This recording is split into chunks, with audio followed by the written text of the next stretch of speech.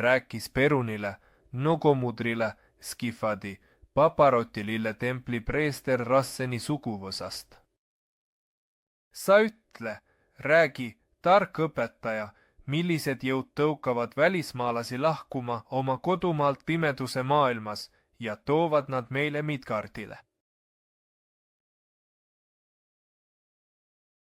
Vastus preestrile andis tark Jumal, välismaalased ihkavad kõike võõrast, mis neile ei kuulu. Kõik nende mõtted on ainult võimu pärast üle kõigi maailmade, varanduste ja valgusmaailmade loomiste vallutamise üle.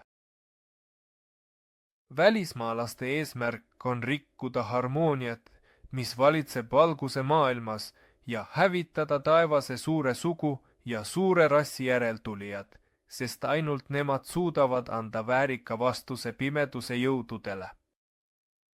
Pimeduse maailma teenrid arvavad, et kõik maailmad, mille on loonud suur räma, peavad kuuluma ainult neile ja olles riitsevates maades, püüavad nad harida inimlaste lapsi ahnusele, sest ahnus hävitab teadmise.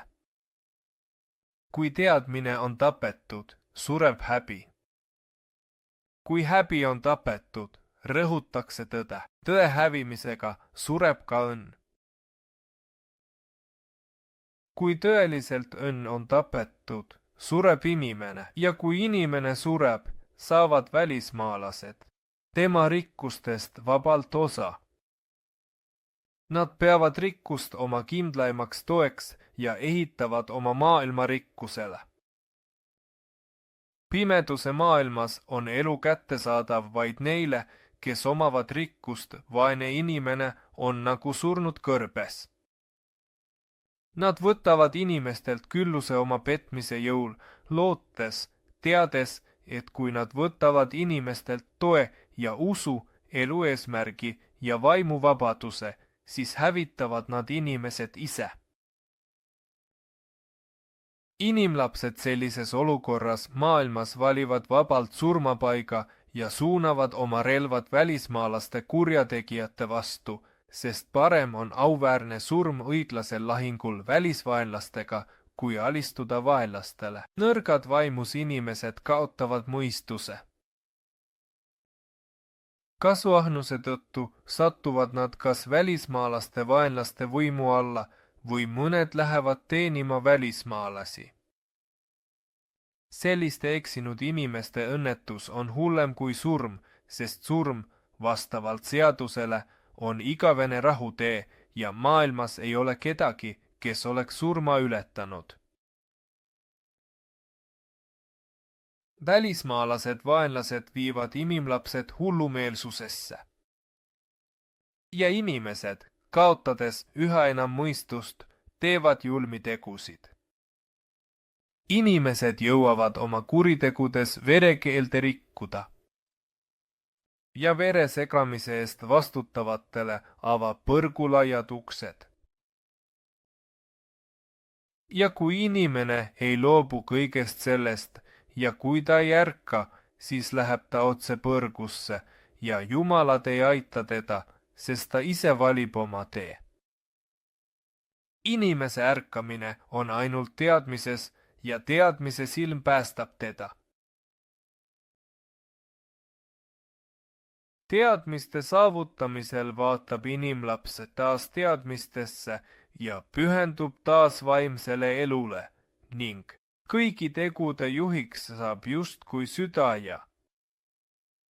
Südametunnistusele kuulates vihkab ta kõike kurja, mistõttu südametunnistus muutub tugevaks ja inimene loob oma õnne. Õnnes loob ka inimene iseennast. Rahulikud inimesed on alati osavad oma asjades ja püsivad oma rahva ees. Nad ei mõtle seaduse rikkumisest ega käitu patu järgi.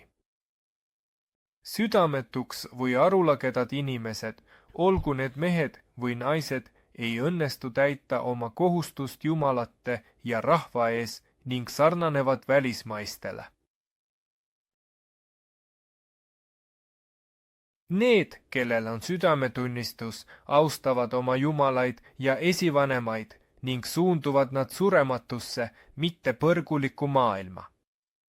Kes inimlastest, tulles hullumeelsusest raevu, julgeb ähvarda? Kes vihkab head, seda nimetavad inimesed, kui välismaalast halliks ja põratuks.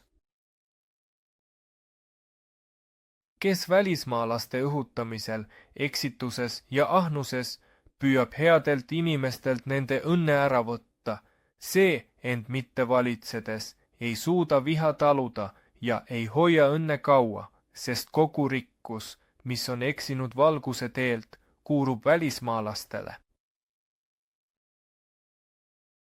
Ja rõõm täidab tumedate jõudude südamed, kui inimlapsed, kuulates välismaalaste valejuttu, eksivad healt teelt.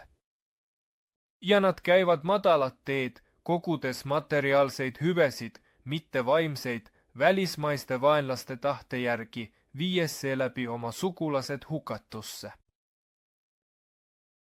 Ja välismaised vaenlased teavad, et kõik ebaõiglased hüved ja headelt inimestelt röövitud rikkus hägustavad inimeste mõistust ning inimhinged muutuvad kõvaks. Inimeste lapsed, ärge kuulake välismaiste sõnu, sest need on vale ja tahavad teie hinge hukutta, et te ei pääseks taevasse Asgardi.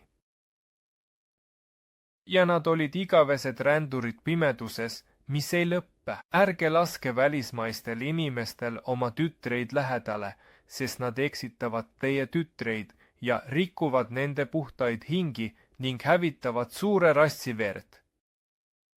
Sest esimene mees jätab kehade ja verevaimu kujutised. Välismaised verekujutised ajavad inimeste lastest valguse vaimu välja ning vere segamine viib hukatusse. Ja see sugu välja suretades hukkub ilma tervete järeltulijata, sest ei ole seda sisemist jõudu, mis tapab kõik vargad ja haigused, mida toovad Midgardile. Välismaised vaenlased, kes tulevad pimedast maailmast. Ärge kuulake vaenlaste ahvatlusi ja ärge laske end petta nende valelubadustest. Välismaistel vaenlastel ei ole kaastunnet ei inimlaste laste ega enda sarnaste olendite vastu. Sest igaüks, kes tuleb pimedast maailmast või on selle järeltulija, sündinud Midgardis või muul maal, mõtleb ainult laiskale elule, kasutades ära teiste tööd ja inimlaste laste usalduslikkust. Petmise, kavaluse ja ebaõiglase vale abil pääsevad välismaalased inimeste usaldusse. Kiites oma sõprust vanadega, püüavad nad laste usaldust vale abil ja rikutakse nende puhtaid hinge ning harjutatakse madalate tegudega. Välismaised vaenlased nimetavad oma loomulikku himu naudinguks, samas kui laste sündi peavad nad patuseks hulluseks. Ja kutsuvad inimlaste lapsi üles mitte järgima isade traditsioone. Inimlaste lapsed suure rassi suguvõsadest ja teie, taevase rikka järeltulijad, olge puhtad hingelt ja vaimult ning las puhas südametunnistus olgu teie tegude mõõduks.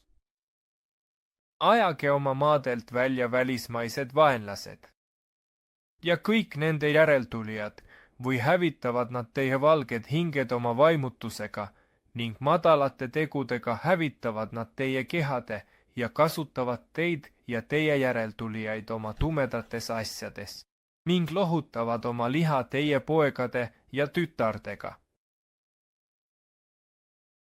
Kes teist ja teie järeltulijatest mäletab kõike seda ja ajab suure rassi pühalikult maalt välja välismaised vaenlased ja nende järeltulijad, see on tõeline päästja ja oma suguvõsa ning kõigi suure rassi ja taevase suguvõsa kaitse. Ja need, kes hakkavad kuulama välismaiste vale sõnu ja annavad neile oma tütred või võtavad välismaise tütre oma pojale, on inimkonna reetur ja neile ei ole andestust heade jumalate ja taevase suguvõsa ees igavesti.